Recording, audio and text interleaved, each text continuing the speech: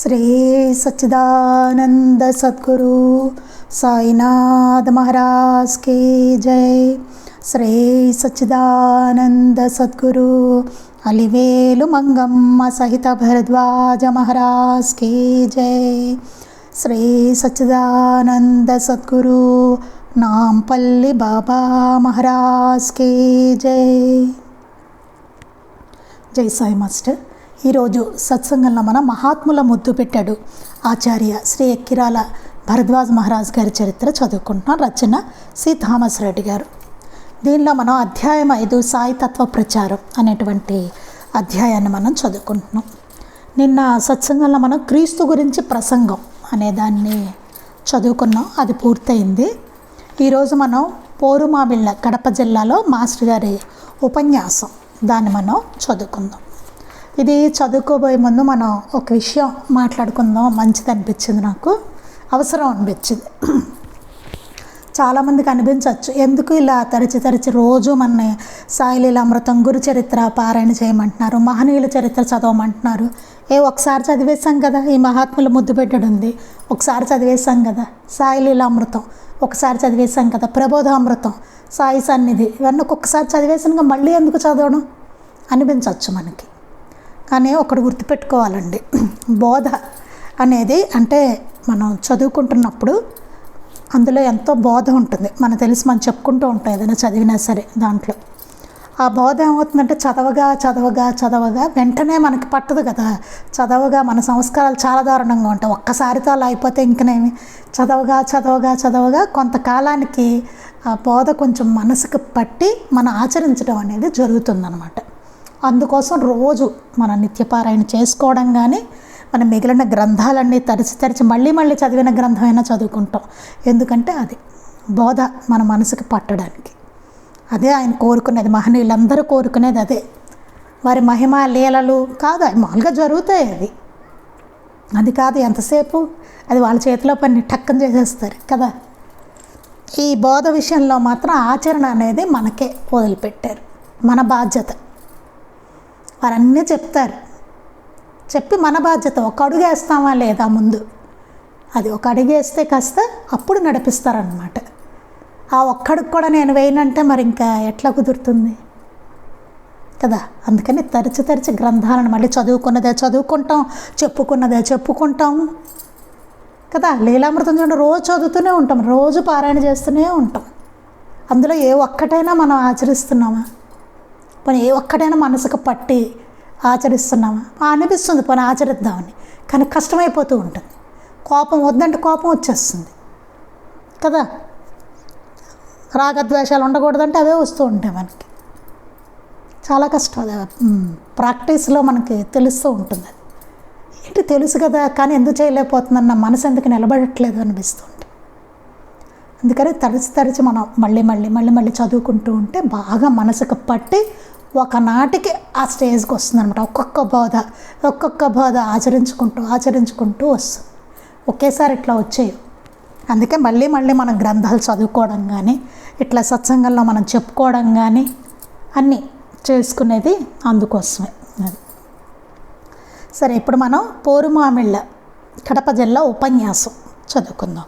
22/9/1988 Shri K Krishnamurthy మున్నగు షిరిడీ సాయి సత్సంగ సభ్యులు ఎంతో ఆదరాభిమానాలతో పూజ్యభావంతో శ్రీ భరద్వాజ గారికి స్వాగతం పలికిన సందర్భంలో ప్రభుత్వ కళాశాలలో ఏర్పాటు చేయబడిన వేదికపై శ్రీ భరద్వాజ గారు ఉపన్యసించారు। కృష్ణమూర్తి గారు కొంతమంది బాబా సత్సంగ సభ్యులు చాలా ఆదరంతో పూజ్యభావంతో మాస్టర్ గారికి స్వాగతం పలికి తీసుకెళ్లారట। ప్రభుత్వ కళాశాలలో ఏర్పాటు చేయబడిన వేదిక, ఒక గవర్నమెంట్ కాలేజీలో స్టేజ్ ఏర్పాటు చేశారట, ఆ వేదిక మీద మాస్టర్ గారు ఉపన్యసించారట। ఊరిలోని భక్తులే కాక కళాశాల ఆవరణలో ఆటలాడుచున్న కళాశాల విద్యార్థులు మొత్తం ఆటలు వదిలేసి సభలో పాల్గొన్నారు। మామూలుగా ఇలాగ సభ ఉందనేసరికి ఈ ఊళ్ళల్లో నుంచి వాళ్ళు వస్తూ ఉంటారు కదా, ఆ భక్తులే కాకుండా ఆ కాలేజీలో కదా ఇది, ఆ కాలేజీలో ఆటలాడుకుంటూ ఉంటారు వాళ్ళు పిల్లలు, ఆటలాడుకునే విద్యార్థులు కూడా ఆటలు మానేసి వచ్చి అక్కడ కూర్చున్నారట సభలో, మాస్టర్ గారు చెప్పేది వినడానికి। గురు మధ్యే స్థితం విశ్వం శ్లోకంతో ప్రారంభమైన ఆచార్యుల వారి ప్రసంగం ఇలా సాగింది. ఏం చెప్పారన్నది చూద్దాం. నేటి ఆధునిక విజ్ఞాన శాస్త్రం ఈ విశ్వం గురు రూపాన్ని చెబుతుంది. మానవుడు ప్రకృతి గురించి నక్షత్ర గ్రహగోళాల దగ్గర నుంచి పరిశోధన చేస్తున్నాడు. తెలుసుకోవాలనే ప్రేరణ ప్రకృతి నుండే కలిగింది. ఆధునిక విజ్ఞాన శాస్త్రం ఈ విశ్వమంతా గురు రూపమే అని చెబుతుంది. మానవుడు ప్రకృతి గురించి నక్షత్ర గ్రహగోళాల దగ్గర నుంచి పరిశోధన చేస్తున్నాడు. అన్నిటి మీదకి మానవుడు పరిశోధన చేస్తున్నాడు. అన్నిట్లోనూ అంటే మన వాళ్ళు స్పేస్లోకి వెళ్ళడం కానీ ఇవన్నీ కూడా తెలుస్తున్నాయి కదా, గ్రహాలు ఉన్నాయని ఏమిటి ఇవన్నీ మనకు తెలుస్తుంది. అలాగా అక్కడి నుంచి పరిశోధన అనేది చేస్తున్నాడు మానవుడు. తెలుసుకోవాలనే ప్రేరణ ప్రకృతి నుండే కలిగింది.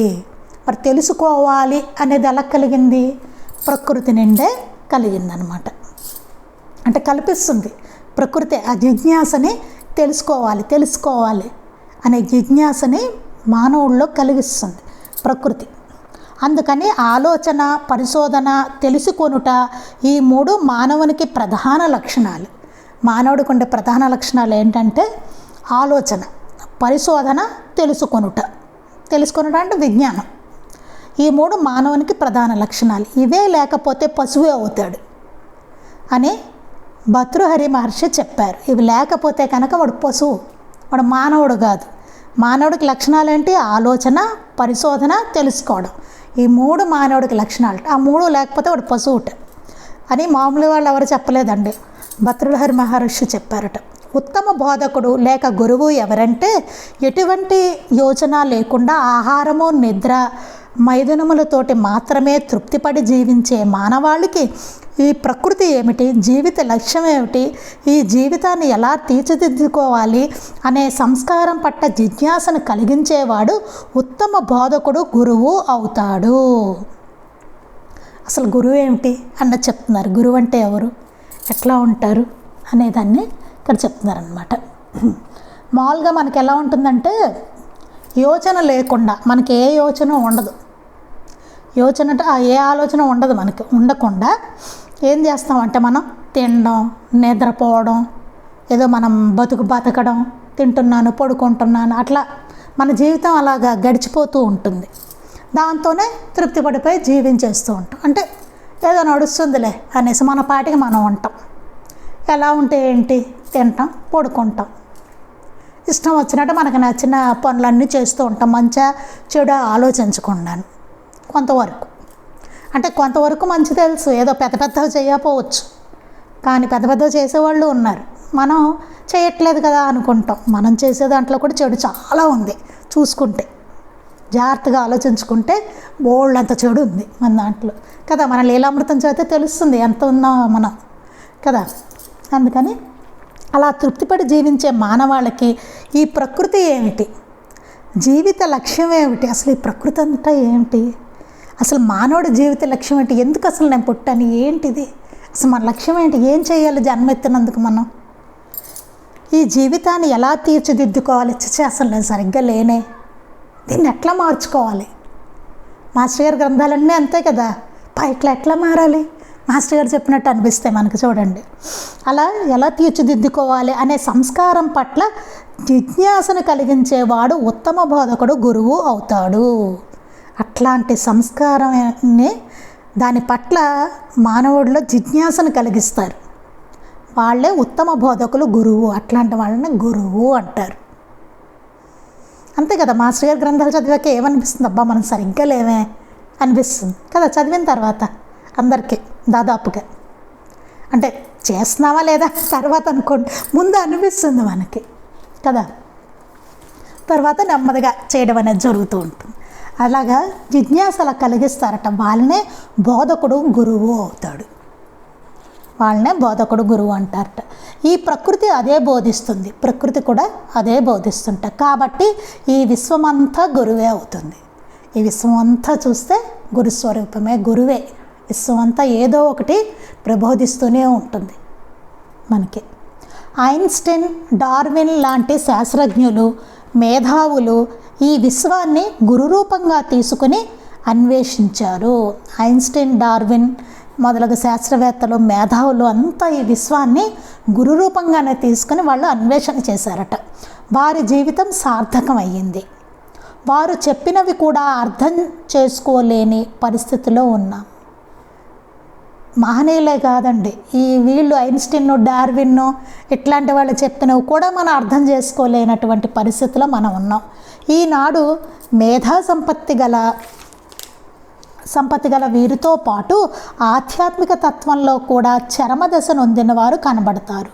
కాకుంటే ఆధ్యాత్మిక తత్వం అంటే ఏమిటి అన్నది మనలో చాలామంది విద్యావంతులకే అర్థమయ్యే రీతిని చెప్పడం లేదు ఎవరు.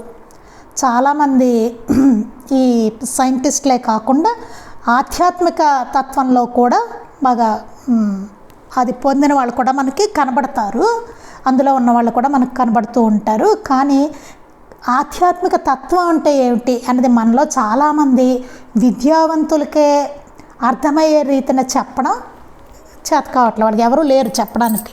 అలా ఎవరు ఆధ్యాత్మిక మూలమైన కుటుంబంలో నేను పుట్టినప్పటికీ వాటిని మూఢంగా నమ్మేవాడిని కాను. మనం చదువుకున్న మాస్టర్ గారు, తండ్రి గారు అట్లా ఉండేవారు. ఇదంతా మంచి ఆధ్యాత్మికత కుటుంబం వాడిది. అలాంటి కుటుంబంలో పుట్టినప్పటికీ మాస్టర్ గారు మూఢంగా నమ్మేవారు కారు దేన్ని. అన్నపు ముద్ద గురించి నాన్నగారిని ఇలా వృధా చేయడం ఎందుకు అని ప్రశ్నించాను.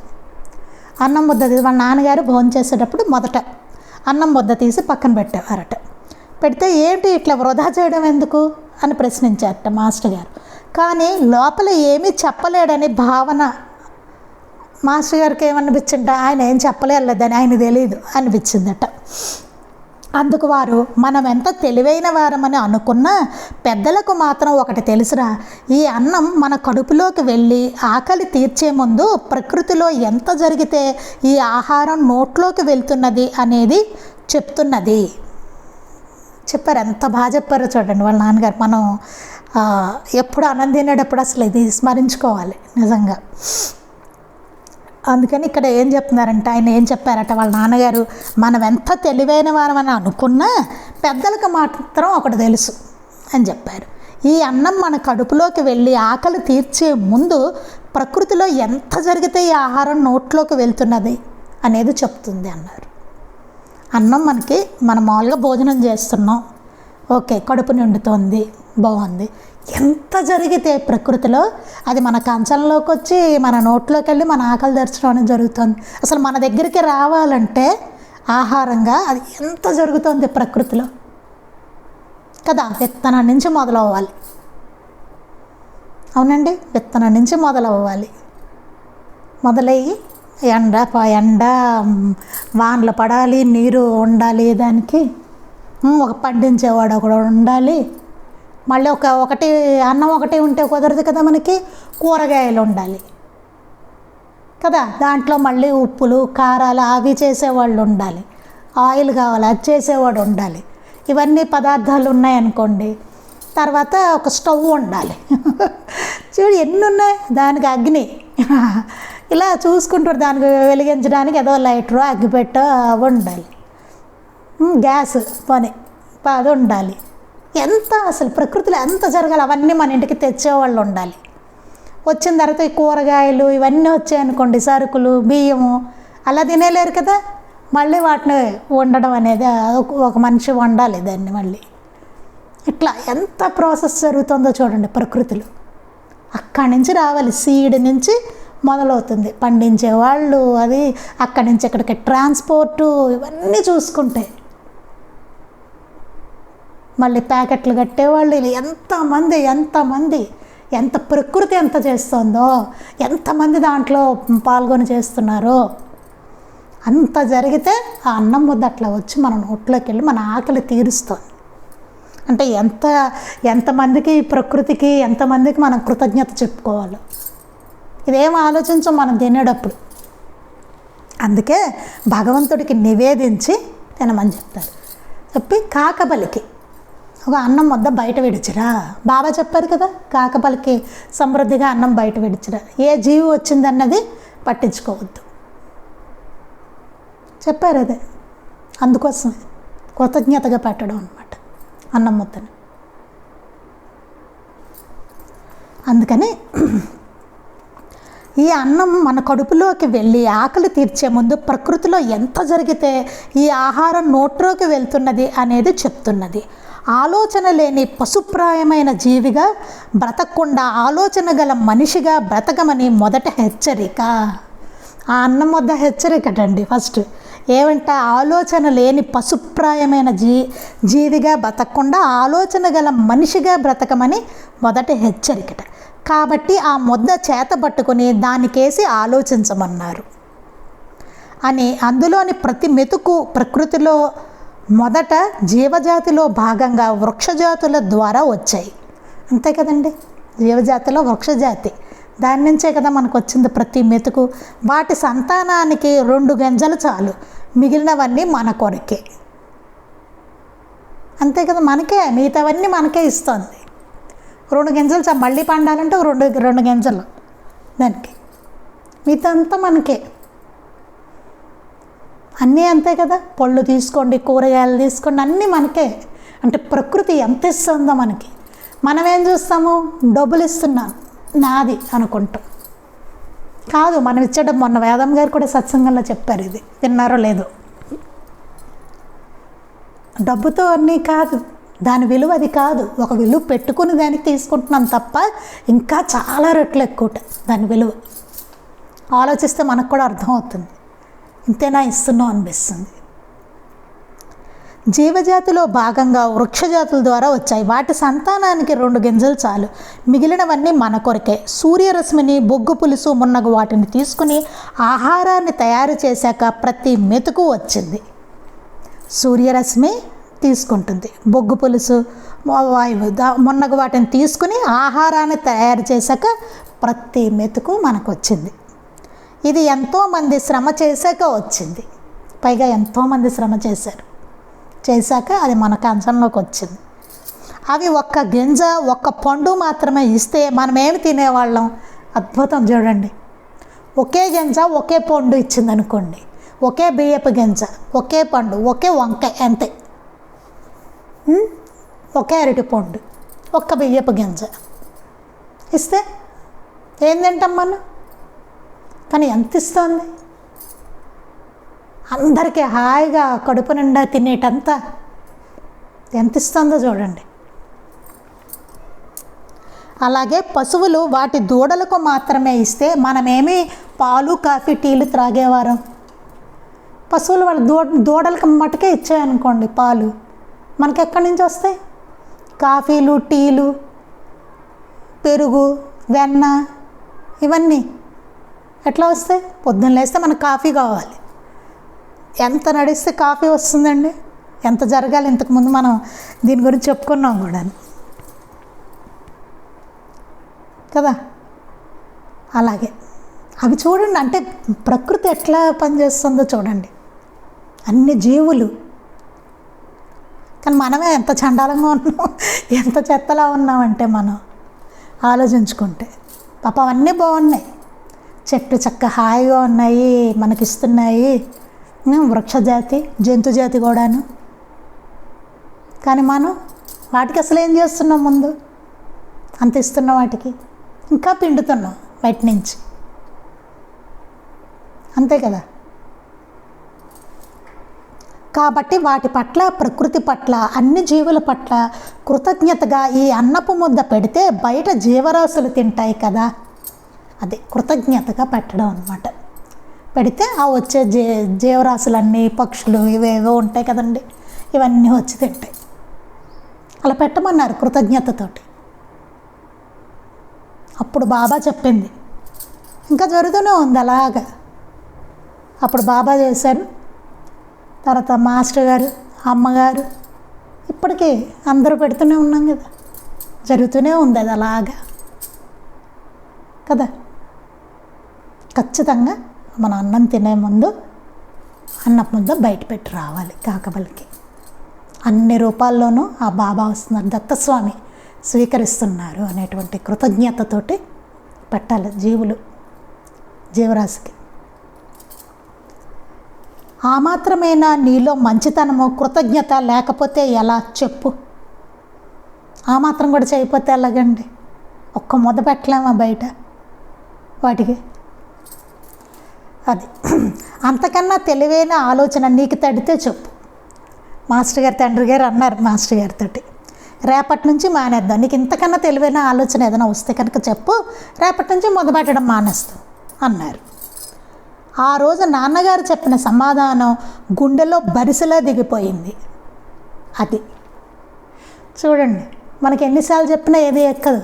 ఒక్కసారి వాళ్ళ నాన్నగారు చెప్పేసరికి దానికి మాస్టర్ గారికి గుండెలో బరిసెలాగా దిగిపోయింది ఆ మాటలు. ఈరోజు కూడా ముద్ద నోట్లోకి వెళ్ళే ముందు మనం ప్రకృతికి కానీ సమాజానికి కానీ ఏమైనా చేయగలుగుతున్నామా అని ఎప్పుడు మాస్టర్ గారు కనిపించేట. ముద్ద నోట్లోకి వెళ్ళే ముందు ఈ ప్రకృతికి కానీ సమాజానికి కానీ అసలు ఏమైనా చేయగలుగుతున్నామా అనిపించేట. నిజంగా తినడానికి అర్హులు ఎవరండి? ప్రకృతికి సమాజానికి చేసేవాళ్ళే తినడానికి అర్హులు. ఎందుకంటే వాళ్ళు చేస్తున్నారు మనకి కృతజ్ఞతతోటి. మనం ఏం చేయట్లా, తీసుకుంటున్నాం ఇంకా కదా. ప్రకృతి నుంచి ఇంకా పిండుకుంటున్నాం ఎంత వీలైతే అంత.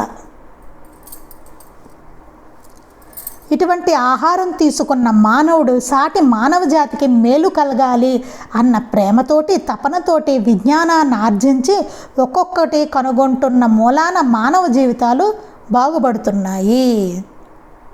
అంతే కదండి. ఆ ప్రకృతి ఇచ్చిన ఆహారాన్ని తీసుకోవడం వల్లనే మనం ఈ శరీరం పనిచేసి విజ్ఞానాన్ని ఆర్జించి ఒక్కొక్కటి కనుక్కుంటూ మానవ జీవితాలన్నీ బాగుపడుతున్నాయి కనుక్కోవడం ద్వారా. అంతే కదా, ఆహారంతోనే కదా అన్నీ జరుగుతున్నాయి. ఆ ఆహారం తినడము, అది మనకు లోపలికి వెళ్ళడం, వాటి ద్వారా మనం పని చేయడము, అన్నీ కొత్త కనుక్కోవడం, అసలు ప్రాసెస్ అంతా ఆహారం ద్వారా కదా జరుగుతుంది. ఆనాడు వాడలా కష్టపడి చేయబట్టి కదా మనం ఇలా వాడుకొని సంతోషించగలుగుతున్నాము అన్న కృతజ్ఞత అయినా కలిగి ఉండడమే మానవత్వం. వాళ్ళందరూ ఎన్నో కనుక్కున్నారు, దానివల్లనే మనం దాన్ని వాడుకొని సుఖపడుతున్నాం అన్నిటికీ అన్న కృతజ్ఞత అయినా కలిగి ఉండడమే మానవత్వం. దాని కృతజ్ఞత కలిగి ఉండాలి ఇన్ని ఇచ్చినందుకు భగవంతుడు మనకి. అదే మానవత్వం. ఈ మానవత్వం అనే దాని యొక్క పరాకాష్ఠయే ఆధ్యాత్మికత.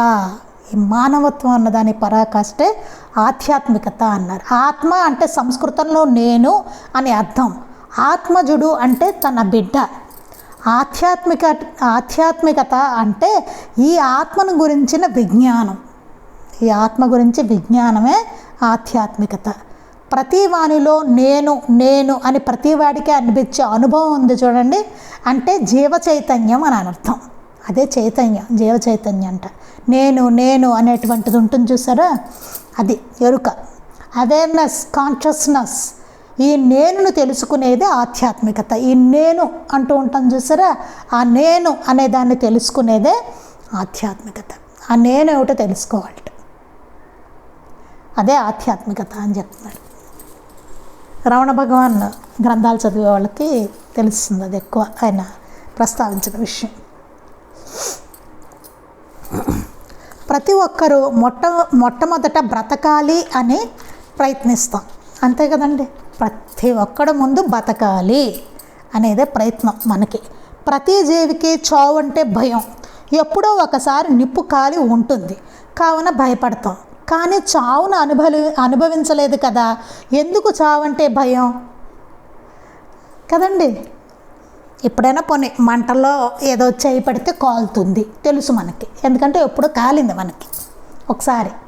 వేడిది పట్టుకుంటే కాలడమో ఏదో జరగడం వల్ల మనకు అనుభవం, మనకు తెలుసు పట్టుకుంటే కాలుతుందని. కానీ విచిత్రంగా ఇక్కడ ఏంటంటే ప్రతి మనిషికి చావు అంటే భయం. చావును మనం అనుభవించలేదు కదా, అది ఎలా ఉంటుందో మనకు తెలియదు, అనుభవించలేదు కదా. ఎందుకు చావు అంటే భయం? మరి ఎందుకు భయం మనకి చావు అంటే? దీని నుంచి తప్పుకోవడానికి సుఖశాంతులతో జీవించాలని ఇంద్రియ సుఖాలను కోరుకుంటాడు. దాని నుంచి తప్పుకోవడం కోసమే సుఖశాంతులతో నేను జీవించాలి అని చెప్పేసి ఇంద్రియ సుఖాలను కోరుకుంటాడు. ఇలా అయితే బాగుంటుందేమో, అలా అయితే బాగుంటుందేమో, ఇచ్చేద్దాం వచ్చేద్దాం అనేసి చేస్తూ ఉంటాం. దేనికి? చావు నుంచి తప్పుకోవడానికి. సరిగ్గా ఆలోచిస్తే అదే. దీని నుంచి తప్పుకోవడానికి ఒకసారి మతం ఎందుకు గ్రంథం చదవండి. ఇవన్నీ మనకి అందులో చాలా క్లియర్గా రాస్తారు మాస్టర్ గారు. దుఃఖమే లేని సుఖం వీలవుతుందనే భ్రమతోటే. ఏంటంటే దుఃఖమే లేని సుఖం వీలవుతుంది అనే భ్రమ మనకి. ఇంకా దుఃఖం ఉండదు మనకి, సుఖం ఎప్పుడు సుఖమే కదండి కోరుకునేది మనం. ఇలా ఉంటే బాగుంటుంది, అలా ఉంటే బాగుంటుంది, నాకు కారు ఉంటే బాగుంటుంది, ఇల్లు ఉంటే బాగుంటుంది, లేకపోతే ఈ మనుషులు ఎట్లా ఉంటే బాగుంటుంది, నాతో వీళ్ళు ఎట్లా ప్రవర్తిస్తే బాగుంటుంది, అట్లా ఉంటే బాగుంటుంది కదా, పెద్ద ఉద్యోగం ఉంటే బాగుంటుంది, డబ్బు ఇంకా బాగుంటే బాగుంటుంది, ఇన్ని నగలు ఉంటే బాగుంటుంది, ఏదో అందరూ నన్ను గౌరవిస్తే బాగుంటుంది, నాకు మంచి కీర్తి ప్రతిష్టలు వస్తే బాగుంటుంది. ప్రతిదీ మనకి దుఃఖమే లేని సుఖం వీలవుతుందనే భ్రమతోటి, దుఃఖమే లేని సుఖం వీలవుతుందని, ఇది కావాలి అది కావాలని వాటిలో చూస్తూ ఉంటాం. ఎన్ని కోరికలు తీరినా ఏదో కొరత వెలితి ఉంటుంది. అన్నీ తీరుతూ ఉంటాయి. అయినా సరే మనకి కొరత వెలితేనే, అయినా కొరతే. ఎంతో ధనవంతులు ఉన్నారు, వాళ్ళు ఏమైనా సుఖంగా ఉన్నారా? దుఃఖం లేకుండా ఉన్నారా వాళ్ళు? లేరు. అందుకని జీవితంలో మనవారు పోతే 4-5 సార్లు దుఃఖిస్తాము. అపారమైన నష్టం వాటిల్లితే అప్పుడు మాత్రమే బాధలు పడతాము. కానీ నిజమైన దుఃఖం ఏమంటే అనేది బుద్ధుడు చెప్పాడు. మనకేమవుతుంది, మన వాళ్ళు ఎవరైనా పోతే కొంతకాలం బాధపడతాం, 4-5 సార్లు దుఃఖిస్తాం. అపారమైన నష్టం వచ్చింది ఏదైనా, అప్పుడు మాత్రమే బాధపడతాం మనం. కానీ నిజమైన దుఃఖం అంటే ఏమిటి అనేది బుద్ధుడు చెప్పారట. ప్రపంచంలో మహాధనిక దేశానికి అధ్యక్షుడిగా ఉండేవాడి దగ్గర నుంచి అతి పేద దేశంలోని పేదవాడి దగ్గర వరకు అందరినీ ఏడిపించుకు తినేది, ఉన్నదానితో అసంతృప్తి, లేని దేనికోసమో తపన, ఆశ. ఇదే మనిషి అంటే, జీవితం అంటే. వాడికి తెలిసినా తెలియకపోయినా వాడి వెతుకులాట దీనికోసమే. ఆ వెతుకులాటకు సమాధానం ఆధ్యాత్మికత. చూడండి, చెప్పేశారు. ఇది చాలా ముఖ్యమైనదండి. సత్సంగం అయిపోయాక ఒక్కసారి గ్రంథం తీసి చదవండి. ఇది 110-111 పేజీలు ఉంది, 112లో కూడా. ఒకసారి చదువుకుంటే చాలా బాగుంటుంది క్లియర్గా. మేబీ నేను అంత బాగా చెప్పలేకపోవచ్చు, మీకు మీరు చదువుకుంటే వారి దయ వలన ఇంకా బాగా అర్థమవుతుంది. అందుకని ఇక్కడ ఏం చెప్పారట, ప్రపంచంలో మహాధనిక దేశానికి అధ్యక్షుడిగా ఉండేవారి దగ్గర నుంచి, ప్రపంచంలో బాగా ధనిక దేశంలో మంచి ఉన్నవాడు, వాడు దేశానికి అధ్యక్షుడు, అలాంటి వాడి దగ్గర నుంచి అతి పేద దేశంలోని పేదవాడి వరకు, వాడి వరకు అందరినీ ఏడిపించుకు తినేది, అక్కడి నుంచి ఇక్కడ వరకు అంతటి ధనికుడి నుంచి, ప్రపంచంలో అత్యుత్తమ ధనికుడు వారి నుంచి బాగా పేదవాడు, అతి పేదవాడు వరకు అందరినీ ఏడిపించుకు తినేది, ఉన్నదానితో అసంతృప్తి. ఎంత ఉన్నా సరే అసంతృప్తి మనిషికి. లేని దేనికోసమో తపన, ఆశ. ఏదో కావాలి, ఇంకా ఇది ఉంటే బాగుండు, అది ఉంటే బాగుండు. పోనీ బాగా ఉన్నవాళ్ళు ఉన్నారు, ఆ తృప్తితో చాలు అనుకుంటున్నారా వాళ్ళు? బాగా ఉన్న దేశంలో అందరు ప్రపంచంలోనే వాడు బాగా ఉన్నవాడు, ధనికుడు, నెంబర్ 1 టాప్. వాడు ఇంత చాలనుకుంటున్నాడు? లేదు. ఇంకా వ్యాపారాలు చేస్తాడు, ఇంకా నా ఫ్యామిలీకి అని కూడబెడుతూ ఉంటాడు, ఇంకా ఏవో చేస్తూనే ఉంటాడు. అంత ఉన్నా ఏమిటది? కారణం ఏమిటి? వాడు కూడా కొంచెం సుఖంగా ఉండొచ్చుగా, చాలా సంపాదించిందని. ఉండరు. చూడండి, అది చాలా విచిత్రమైంది. అదే మనిషికి, అదే ఏంటంటే ఉన్నదానితో అసంతృప్తి, లేని దేనికోసమో తపన. అదే మనిషి అంటే, జీవితం అంటే. వాడికి తెలిసినా తెలియకపోయినా వాడి వెతుకులాట దీనికోసమే. మనందరికీ తెలిసినా తెలియకపోయినా మనం వెతికేది దానికోసమే. తెలిసినా తెలియకపోయినా అని చెప్పారు. మన స్ట్రైట్ ఫార్వర్డ్గా తెలియకపోవచ్చు అది దేనికోసం అన్నది, కానీ అదే ఉన్నదానితో అసంతృప్తి, లేని దేనికోసమో తపన. ఆ వెతుకులాటకు సమాధానం ఆధ్యాత్మికత. దీని అంతటికి సమాధానం ఏంటి? ఆధ్యాత్మికత. అదే చెప్తున్నారు. ఆధ్యాత్మికత అదే, కానీ సమాధానమే అది. ఈ అశాంతి తొలగిపోవడానికి బుద్ధుడు లాంటి మహాత్ములు చెప్పారు. భగవద్గీతాది గ్రంథాలు చెప్పాయి ఎలాంటి లీలలు అద్భుతాలు ఉండవు. ఇది మళ్ళీ మనం రేపు చెప్పుకుంటే బాగుంటుందండి. ఇది ఇంకా చాలా డీటెయిల్గా మనం చెప్పుకోవచ్చు. ఈ అశాంతి తొలగిపోవడానికి బుద్ధుడు లాంటి మహాత్ములు చెప్పారట. ఎలా ఉంటే మనకి ఈ అశాంతి తొలగిపోతుంది అనేది, ఉన్నదానితో అసంతృప్తి, లేని దేనికోసం తపన, ఇది ఎట్లా తొలగిపోతుంది అనేది బుద్ధుడు చెప్పాడు. భగవద్గీత గ్రంథాలు చెప్పాయట. ఎలాంటి లీలలు అద్భుతాలు ఉండవు. ఇందులో ఏమి లీల జరిగిపోవడం, అద్భుతము ఇవేం ఉండదు దీంట్లో.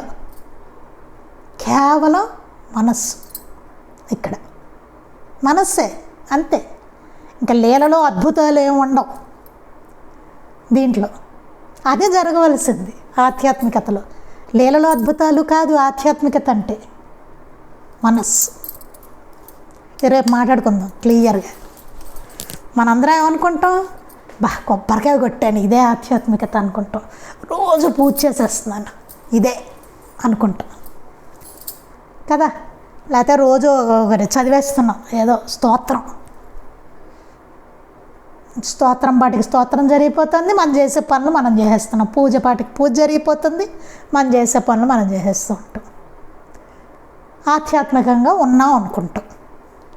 కానీ అసలైన ఆధ్యాత్మికత అంటే ఏమిటి? మహిమలు లీలలు కావు అని చెప్తున్నారు ఇక్కడ చూడండి. రేపు మనం చదువుకుందాం ఇంకేం చెప్పారో మాస్టర్ గారు, చూద్దాం. అది శ్రీ సచ్చిదానంద సద్గురు సాయినాథ్ మహారాజ్ కీ జై. శ్రీ సచ్చిదానంద సద్గురు అలివేలు మంగమ్మ సహిత భరద్వాజ మహారాజ్ కీ జై. శ్రీ సచ్చిదానంద సద్గురు నాంపల్లి బాబా మహారాజ్ కీ జై. గురుదేవ దత్త అవధూత చింతన. లోకా సమస్తాః సుఖినో భవంతు. లోకా సమస్తాః సుఖినో భవంతు. లోకా సమస్తాః సుఖినో భవంతు. జై సాయి మాస్టర్.